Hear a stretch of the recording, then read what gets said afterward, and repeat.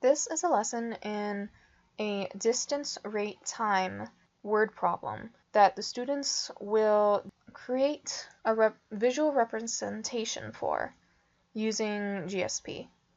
The Common Core that this relates to is in grade 6, and it's use variables to represent two quantities in a real-world problem that change in relationship to one another.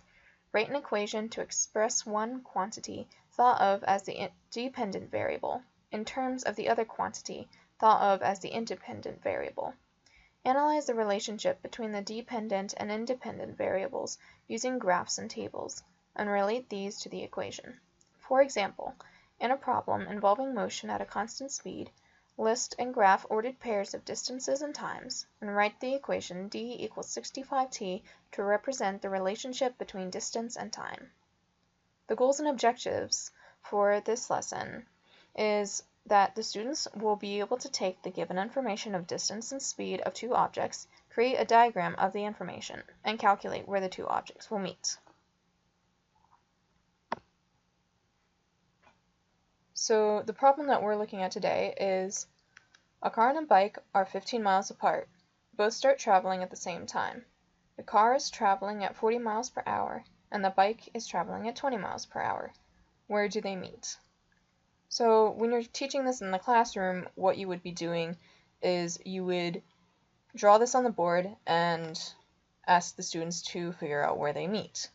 But we're going to skip ahead and already know that they are going to meet at 10 miles away from where the car starts. So to model this, what you do is you start out with the line segment tool and draw a line segment. And we want this to represent the distance between the starting points of the car and the bike. And so what you want to do is go down to measure, or up to measure, and measure the length of this segment.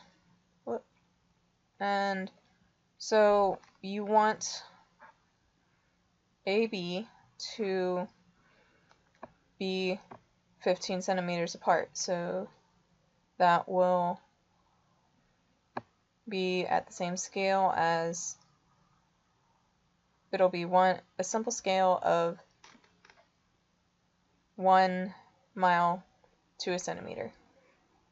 The easiest way to adjust the length is to highlight point B and then use your arrow key to move it to the length of 15 centimeters. And now what you want to do is put a point in the line, and this is going to be, go ahead and label that using the text tool, and that's point C. So that is where the bike and the car are going to meet, which is at 10 miles from where the car is. So what you want to do is measure this length right here, AC. So go up to measure and click distance. And so there's the distance right there. And as you can see, it is not at 10 centimeters, which is where we want it to be. So you're just going to do the same thing that you did with point B. You're just going to highlight point C and use your arrow key to adjust it so that it is at 10 centimeters right there. Okay, now you want to create points that represent the car and the bike. So you're going to put one point between points A and C, and a point between points C and B. And now you're going to want to label them. So to make it easier to distinguish the points, just go ahead and double click it, relabel point D as car, and point E as bike.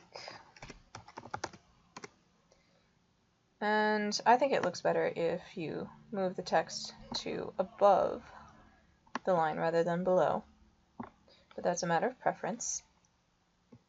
And so now to animate the points so that they are moving at the rate that will be equivalent to 40 miles per hour and 20 miles per hour, or at the same ratio. So you go to Edit, Action Buttons, Animation, and you want point car to be moving forward, and point bike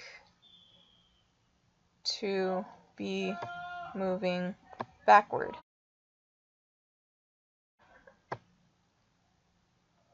And so you are going to adjust the speed to other, and here you can put in your own speed.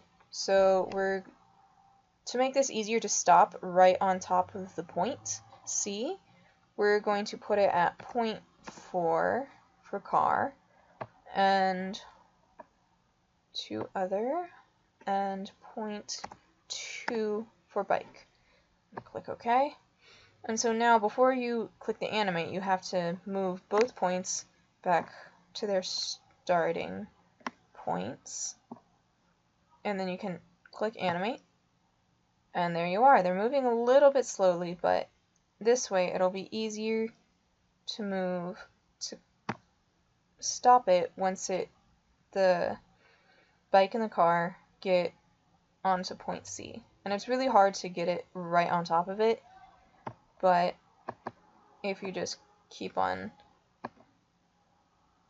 double clicking the animate points, they'll just get closer and closer until you can see